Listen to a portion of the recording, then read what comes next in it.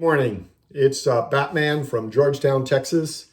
It is Monday, February 27th, and I have about 9 days until I fly out of here for Atlanta, Georgia, and then another 10 or 11 days before I step off from Springer on my 2023 Nobo.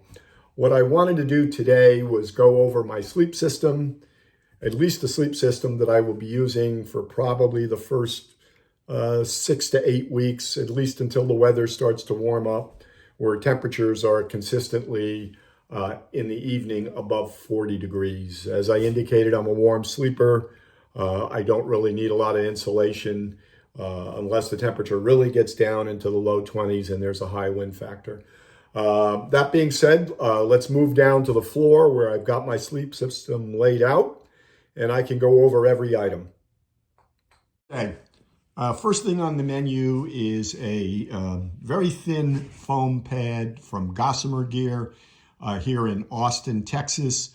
The sole purpose of this is to provide a little extra R value during the colder months so that I sleep as warm as possible. That will be, as I indicated earlier, that's going to be probably sent back home sometime after the middle of April when the temperatures start to get a little warmer. Coming up next is my Nemo Tensor sleeping pad. This pad is a little bit heavier than the pads I used to use. It's a regular wide. It comes in at about 19 ounces.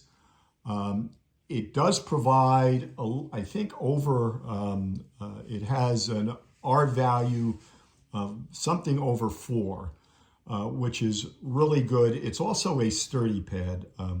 Last year on the trail, I started with 2 ultralight pads, one at a time. I actually, in the first 100 miles, I had to replace both of them. And finally, I got to, I can't remember where it was. It was probably the knock.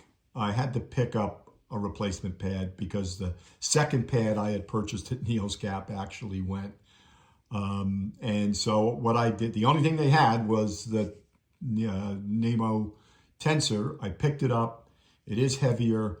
I sleep much more comfortable on it, and it is actually much warmer simply because it has a higher R value.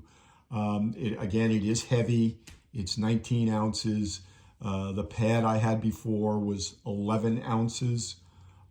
So there's that extra weight factor, but I think the extra comfort, the extra R value is worth it. It also is not as noisy as the ultralight pads, and I move a lot when I'm sleeping. I cannot sleep on one side for more than a couple of minutes, and then I have to switch to the other side. So I'm making a lot of noise, keeping a lot of other people awake. With this pad, however, the noise is greatly diminished, and I have a much better night's sleep. My quilt is a Enlightened Equipment, excuse me for running across the camera, Revelation 10-degree bag. Last year on the trail, I used a 20-degree bag with a bag liner. The bag liner itself was about 12 ounces. So all told, with the 20-degree bag, quilt, not bag, I had about 31 ounces just between the two items, the quilt and the bag liner. I decided to go with a warmer quilt this year and dispense with the bag liner. This quilt has a zippered foot box and a collar, a draft collar. It comes in at about between 25 and 26 ounces, but that's still about a 6-ounce savings over what I was carrying last year. I love these quilts. I have a ton of sleeping bags, mummy sleeping bags, rectangular sleeping bags.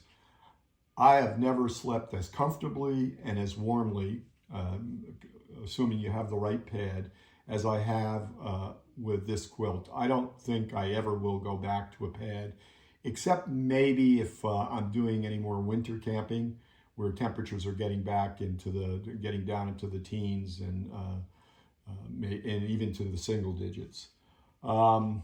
This is a great bag, and I love it. If it's anything like its cousin, the 20-degree bag.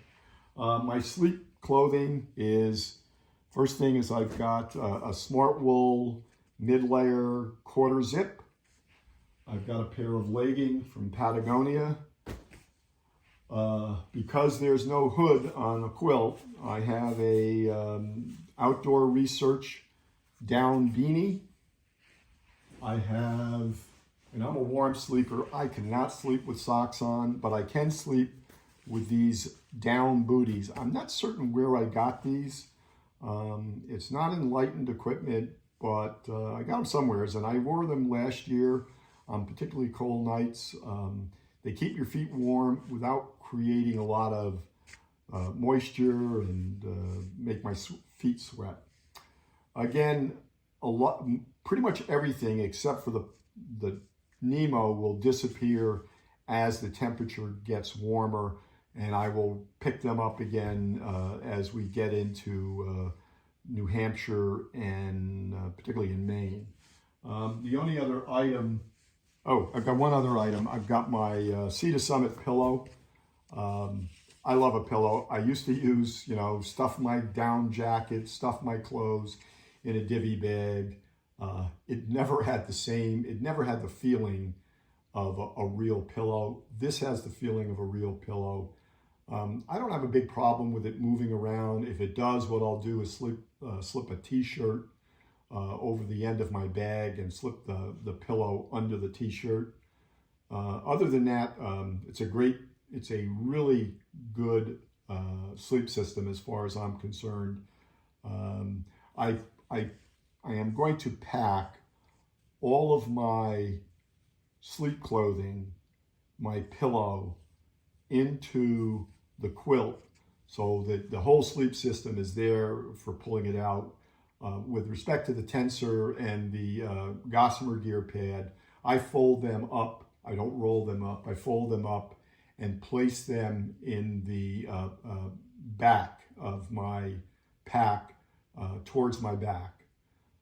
It gives me a little bit more cushion, particularly if I use the Hyperlight junction, and also it's easier to pull out and is less bulky because rolling up the tensor does take up a lot of room. And I think that's it. I do have the straps to hook up my pad, my quilt to my pad. Just one thought is, with a quilt, you have nothing underneath you.